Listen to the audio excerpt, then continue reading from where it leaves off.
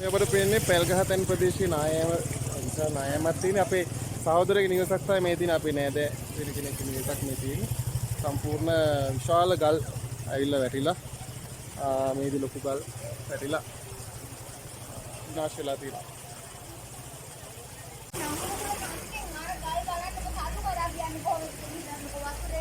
වතුරෙන් ගහගෙන ආවා කියන්නේ මේ වගේ ආන උසට එන්න බෑ වතුර පාර. ඔව් අහල් තියෙනවා. ඔව් ආහා ඒ ගැම්මට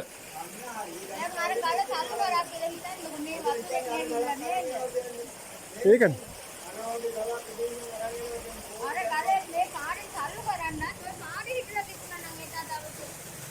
ඒකනේ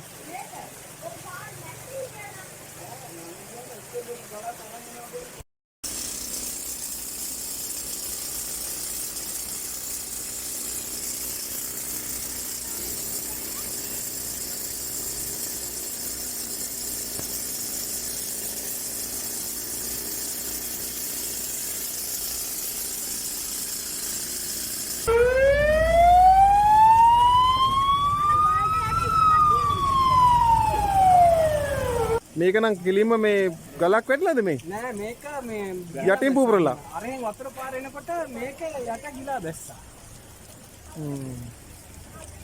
අත කියන්නේ වෙන්නේ මෙතන ඉඳන්ම වතුර දාලා දී ඔව් අර තියෙන්නේ පඩිපෙළ පැත්තේ. ඒ වතුර පාරේ තමයි අපි බබල් වෙන්න අහුනේ. රෑ තිස්සේද? රෑ තිස්සේද? හවස 4 මාත් විතර. මේ කන්දියෙන් වල ජීවත් වෙන්න ඕන මොනවා නැතත් කාණු හින්දා